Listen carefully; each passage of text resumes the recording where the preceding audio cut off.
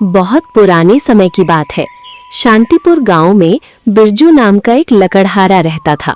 वो बहुत गरीब था। उसके पास एक टूटी फूटी कुल्हाड़ी और जानवरों में एक दुबला पतला लंगड़ा घोड़ा और एक गधा था। किसी तरह वो अपनी इकलौती बेटी के साथ अपना बुढ़ापा गुजार रहा था। एक दिन लकड़हारे ने अपने लंगड़े घोड़े पर लकड़ी का गट्ठर लादा और अपनी बेटी से बोला, बेटी, मैं बाजार जा रहा हूँ, शाम तक लौट आऊंगा। यदि मेरी सारी लकड़ियां बिक गईं, तो तुम्हारे लिए कोई सुंदर सी वस्तु जरूर ले आऊंगा। आपकी इच्छा पूरी हो बाबूजी, पर जरा सावधान रहना। बाजार में बहुत से धूर्त लोग होते हैं। वहाँ कुछ लोग पैसा कमाते हैं और कुछ लुटे जाते हैं। लकड़ी बेचकर जल्दी से घर लौट आना। मैं खाना बनाकर आपका इंतजार करूंगी। ठीक है बेटी, मैं तुम्हारी बात का ध्यान रखूंगा। अब मैं चलता हूँ। लकड़हारा बिरजू अपने लंगड़े घोड़े को लेकर बाजार की ओर रवाना हो गया।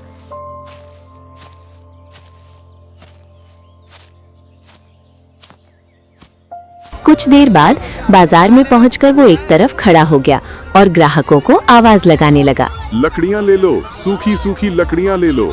काफी देर बाद एक धनी आदमी की नजर उस लकड़हारे पर पड़ी। अरे वाह, इस गरीब बूढ़े को तो आसानी से ठगा जा सकता है। वैसे भी ये शक्ल से ही जन्मजात भोला लगता है। ए लकड़ी वाले, सारी लकड़ियां बेचनी है क्या? बिल्कुल बेचनी है हुजूर, लेकिन कीमत क्या दोगे? तुम ही बताओ, क्या कीमत चाहते हो? 2 चांदी के सिक्के। 2 चांदी के सिक्के थोड़ा महंगा है। खैर, क्या तुम लकड़ियां जिस हालत में हैं उसी हालत में बेचोगे? बेच दूंगा हुजूर, भला इसमें मुझे क्या एतराज हो सकता है। तब ठीक है, ये लो चांदी के 2 सिक्के और अपने घोड़े को लेकर जल्दी से मेरे पीछे पीछे चलो। बहुत अच्छा हुजूर, ठीक है, चलिए। सिक्के लेने के बाद लकड़हारा बिरजू अपने घोड़े को लेकर लालाजी के पीछे चल पड़ा। बड़ी किस्मत से आज कमाई अच्छी हुई है। ये सोचते हुए वो खुशी खुशी चला जा रहा था।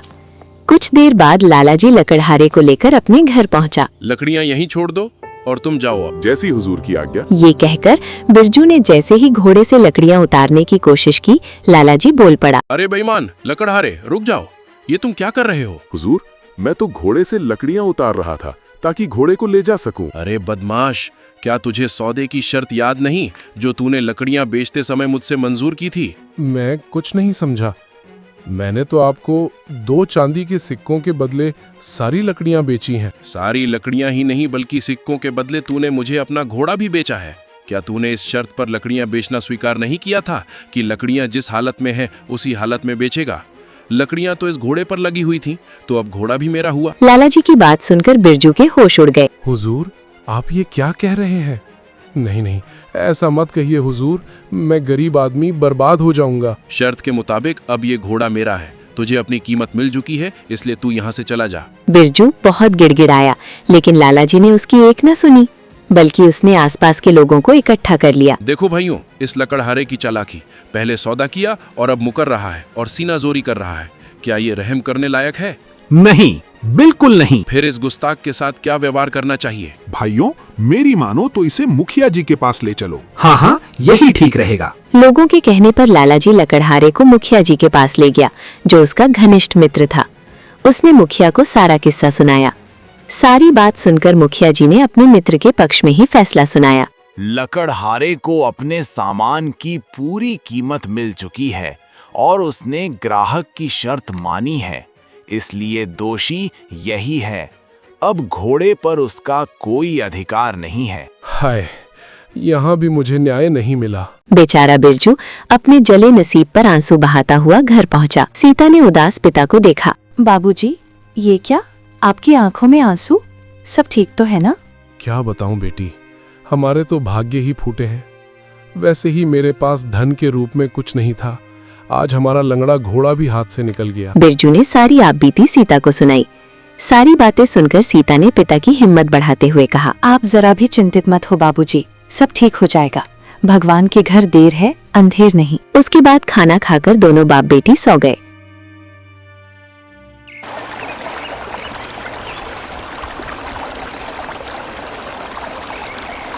लेकिन सुबह दुख के कारण बिरजू चारपाई से उठ नहीं सका। अपने पिता की हालत देखकर सीता बोली, बाबूजी, आपकी तबीयत आज ठीक नहीं है, इसीलिए आज मैं बाजार जा रही हूँ।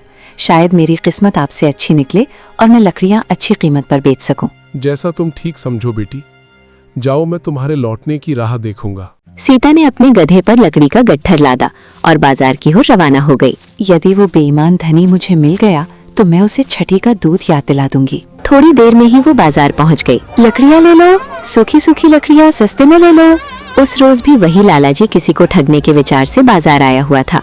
उसने लकड़ियां बेच रही सीता की ओर देखा। वाह, भगवान ने आज फिर एक शिकार मेरे लिए भेज दिया।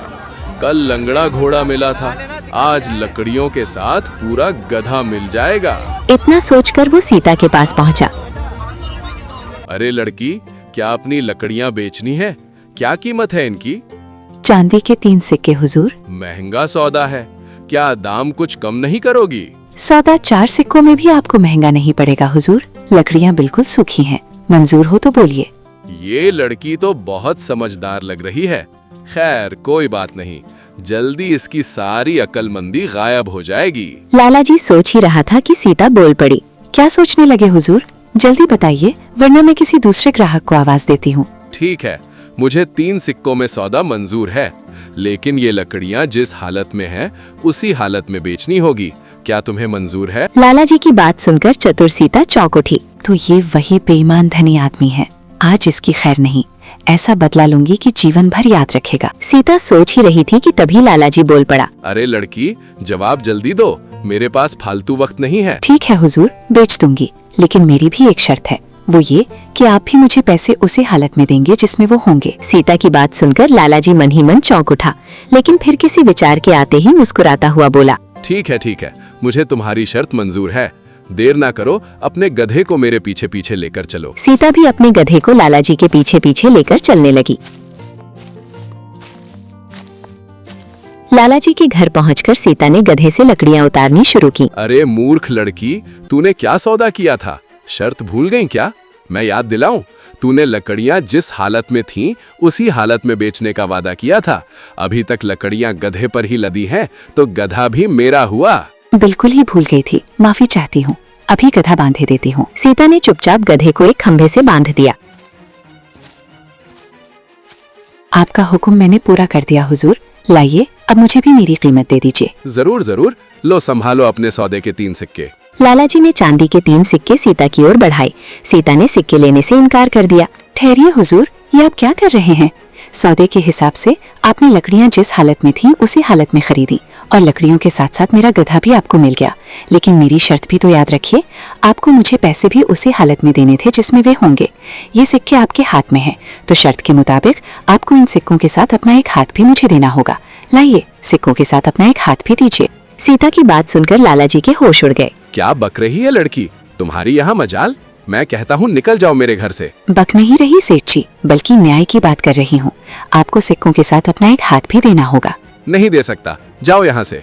ऐसे नहीं सेठ जी, अब तो मैं यहाँ से अपना हक लेकर ही जाऊंगी। और सीता जोर जोर से चिल्लाने लगी। अरे सुनो सुनो भाइयों बहनों, मेरी बात सुनो, मुझे इस बेईमान सेठ से न्याय दिलवाओ। अरे, यहाँ तो लेने के देने पड़ गए। अरे बेटी सुनो तो, मेरी बात तो सुनो। अब तो मैं सिर्फ एक ही शर्त पर आपकी बात सुन सकती हूँ सेठ जी, कि आप पहले अपना एक हाथ काट कर दीजिए। अरे बेटी, हाथ के बदले मैं तुम्हें एक घोड़ा, तुम्हारा गधा, सारी लकड़ियाँ और इन सब के साथ 4-4 चांदी के सिक्के भी देने को तैयार हूँ।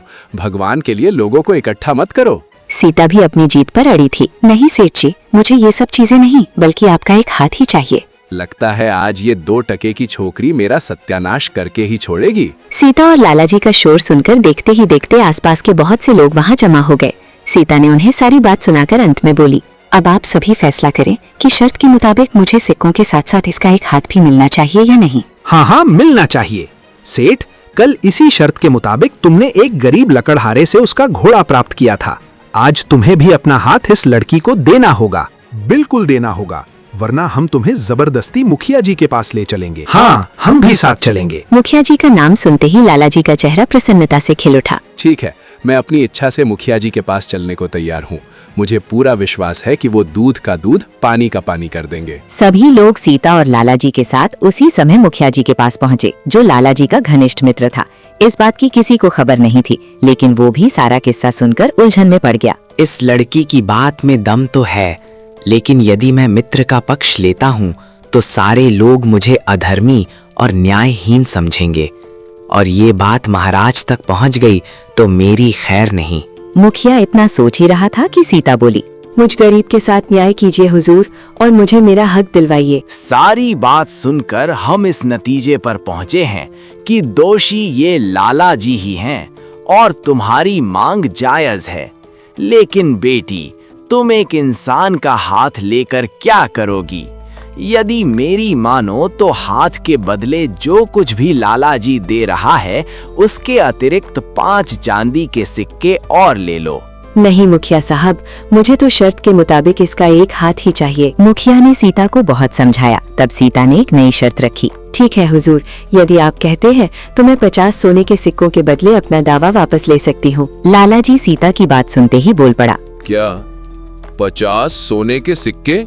ये तो बदले की भावना है। बेचारा मुखिया जी अपने मित्र के बचाव के लिए कुछ नहीं कर पाया। वो मौका ही ऐसा था कि उसे मजबूरन लाला जी से कहना पड़ा, लाला जी, तुम्हें ही ये कीमत चुकानी होगी, फैसला सुन लो। ले चतुर लड़की, ये 50 सोने के सिक्के, लेकिन ये मत समझना कि तू मुझसे ज्यादा चतुर है। लाला जी ने सोने के सिक्कों से भरी एक थैली सीता की ओर फेंक दी। सीता की बात सुनकर लाला जी के दिमाग में एक विचार आया।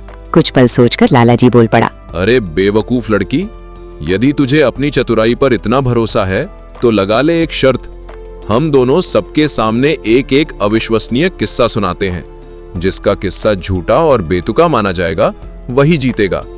मैं 500 सोने के सिक्के दांव पर लगाता हूँ, बदले में तुझे 50 सोने के सिक्के ही लगाने होंगे। ठीक है सेठ जी, मुझे मंजूर है, लेकिन 2 शर्तें आपको और भी याद रखनी है।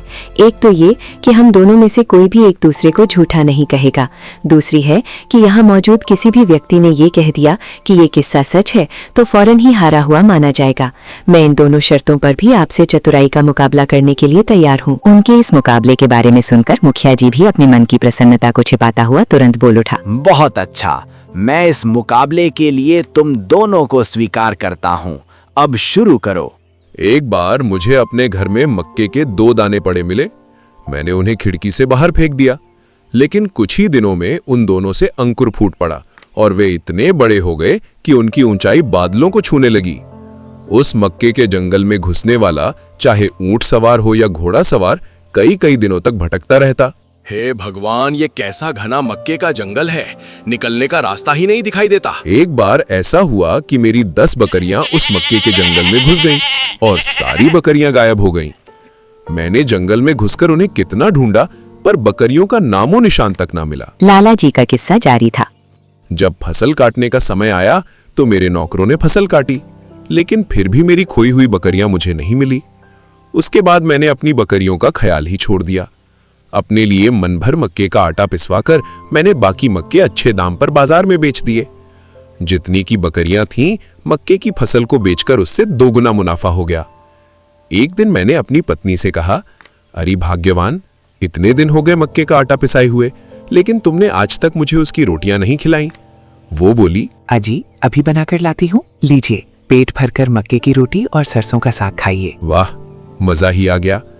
परंतु अभी मैंने 2 कौर ही खाए होंगे कि अचानक मेरे मुंह से बकरी की आवाज आने लगी और मैं पूरी तरह से घबरा उठा। हे भगवान, इससे पहले कि मैं या मेरी पत्नी कुछ समझ पाते, एक बकरी मेरे मुंह से निकलकर कूदी। पलक झपकते ही दूसरी, तीसरी और एक एक करके पूरी 10 बकरियां मेरे मुंह से निकलकर सामने चलने लगी।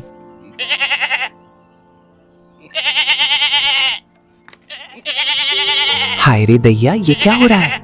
अरे ये तो हमारे मक्के के जंगल में खोई हुई 10 बकरियां हैं। बस यही मेरा किस्सा खत्म हुआ। अब आप सब बताएं, मेरा किस्सा कैसा रहा? मुखिया जी तुरंत बोल उठा, मुझे तुम्हारे किस्से पर जरा भी विश्वास नहीं हो रहा है।